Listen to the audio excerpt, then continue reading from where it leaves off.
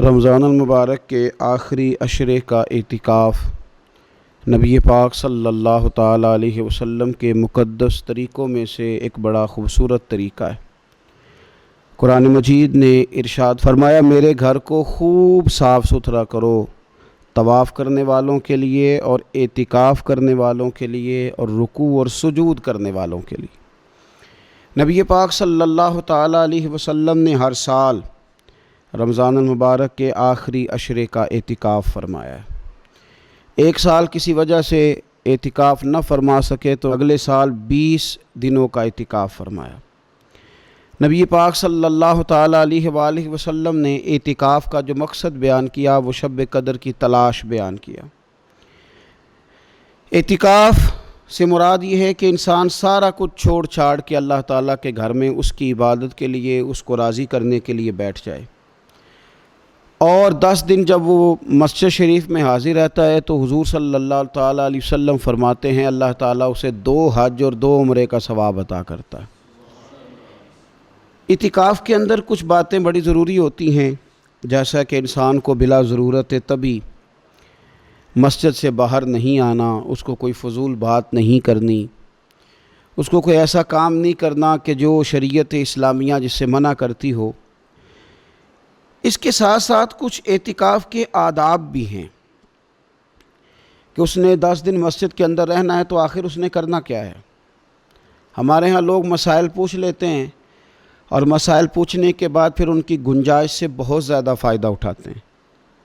اس میں کوئی شک نہیں ہے کہ باہر سے آنے جانے والے آدمی کے ساتھ آپ گفتگو کر سکتے ہیں، ضرورت کے تحت آپ ٹیلی فون پر بھی بات کر سکتے ہیں، لیکن اس کو اگر آپ نے یہی کام کرنا تھا اور بہت زیادہ وقت اسی پر ضائع کرنا تھا تو پھر تو آپ پہلے سے باہر موجود تھے۔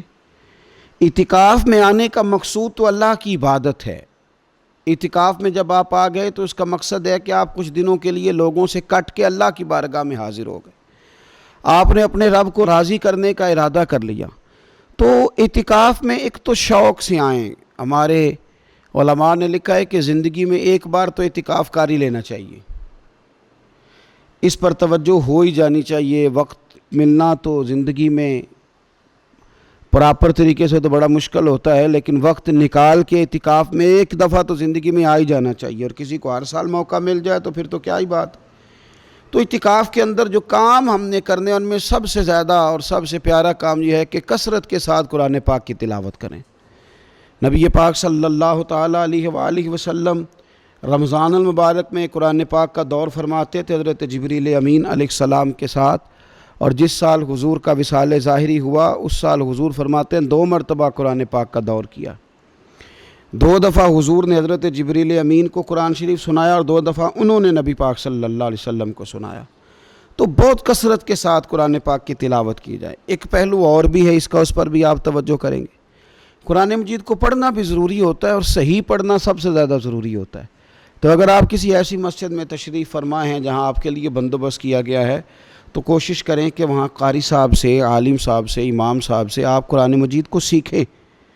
اور کوئی زیادہ مشکل نہیں ہے، پورے 10 دن آپ موجود ہیں، اور اگر آپ 10 دن پوری توجہ کے ساتھ قرآن مجید کے مخارج پہ لگائیں گے تو امید ہے کہ بہت حد تک آپ کو قرآن مجید سمجھنے میں، پڑھنے میں آسانی ہونے لگی۔ دوسرا، اعتکاف میں جب آپ موجود ہیں تو آپ کو کوشش کرنی ہے کہ آپ محاسبہ نفس پر توجہ دیں۔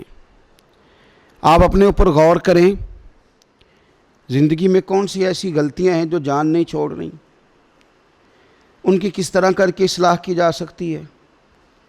کون سے ایسے کام ہیں جو میں کرتا ہوں تو اس غلطی میں زیادہ مبتلا ہو جاتا ہوں، اور کون سی ایسے کام ہیں، کون سی ایسی جگہ ہیں جہاں میں جاتا ہوں تو میرا ان غلطیوں سے نکلنے میں مجھے وہ جگہیں اور وہ کام مددگار ہوتے ہیں۔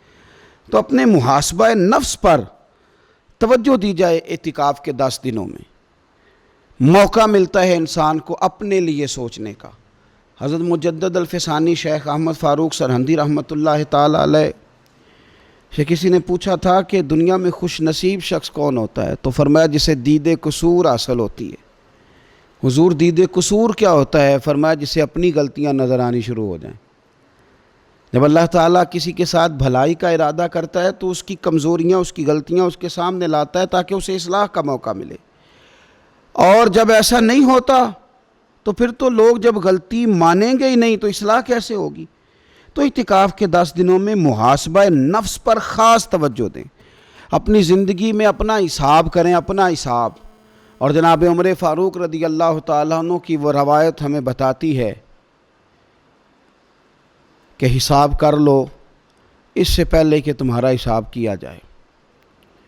تیسری بات، ایک تو قرآن پاک پڑھیں گے، ایک محاسبہ نفس کریں گے، تیسری بات مراقبہ کریں۔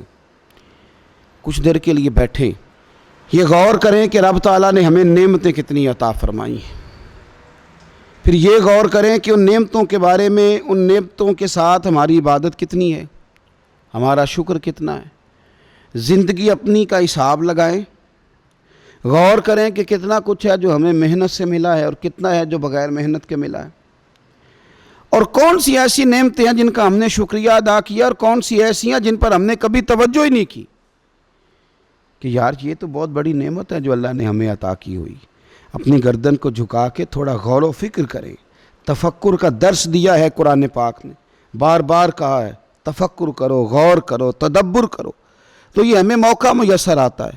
چوتھی بات، اعتکاف کے دنوں میں اپنے رب کریم کے ساتھ اپنی توجہ کو لگائیں۔ قرآن حکیم نے جو کہا نا کہ رب کی عبادت اس طرح کرو کہ تمہیں نا یقین حاصل ہو جائے، کھل کر اس کی بارگاہ میں سجدے کریں، دعائیں مانگیں۔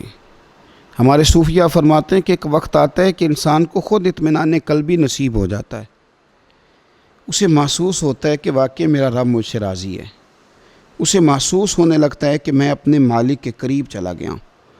وہ اس کثرت سے نفل پڑھتا ہے، اس ذوق کے ساتھ وہ اس کی بارگاہ میں دعائیں کرتا ہے، اس شوق کے ساتھ وہ تلاوت کرتا ہے، خود محسوس کرنے لگتا ہے کہ اب میرا دل لگنے لگ گیا ہے، اب میں دعا مانگتا ہوں تو مجھے لگتا ہے کہ قبولیت میری دعاؤں کے قریب آنے لگی ہے۔ اللہ نے ہمیں یہ موقع دیا ہے کہ ہم خوب اس پر توجہ کریں۔ پانچویں بات اعتکاف والوں کی خدمت میں یہ عرض کرنی ہے کہ پورے 10 دن ہمارے پاس موجود ہوں گے اور ہم نے مسجد میں ہونا ہے، تو کیوں نہ ایسا کریں کہ از اول تا آخر، صبح سے شام تک ہم ہر وہی کام اسی طریقے سے کرنے کی کوشش کریں جو طریقہ ہمیں رسول پاک نے عطا فرمایا۔ ہمارا کھانا پینا، سونا جاگنا، بولنا حضور کی اتباع میں لے آئیں۔ ہم ان 10 دنوں میں ہم پریکٹس کریں کہ ہم نے سنت کے مطابق، حضور کے طریقے کے مطابق سارے کام کرنے۔ آپ اگر یہ ارادہ کریں گے تو پتہ ہے مدینے والے محبوب علیہ السلام نے فرمایا جس نے میری ایک سنت کو زندہ کیا گئے گزرے دور میں رب اسے 100 شہیدوں کا ثواب عطا فرمائے گا۔ تو اتنا اعزاز ہے۔ تو ان 10 دنوں میں ہونا بھی مسجد میں ہے، ہونا بھی باوضو ہے، تو کیوں نہ سارے کام سیکھا جائے، پڑھا جائے اس سے پہلے کہ کھانا کس طرح کھانا سنت ہے، اور کس طرح بیٹھ کے کھانا سنت ہے، اور پھر کس طرح کر کے گفتگو کرنا حضور علیہ السلام کا مقدس طریقہ تھا، وہ کس طرح سے پھول جھڑتے تھے جن سے لوگ فیض حاصل کرتے تھے۔ تو اعتکاف میں اپنی مصروفیات کو ان 5 کاموں میں لگائیں۔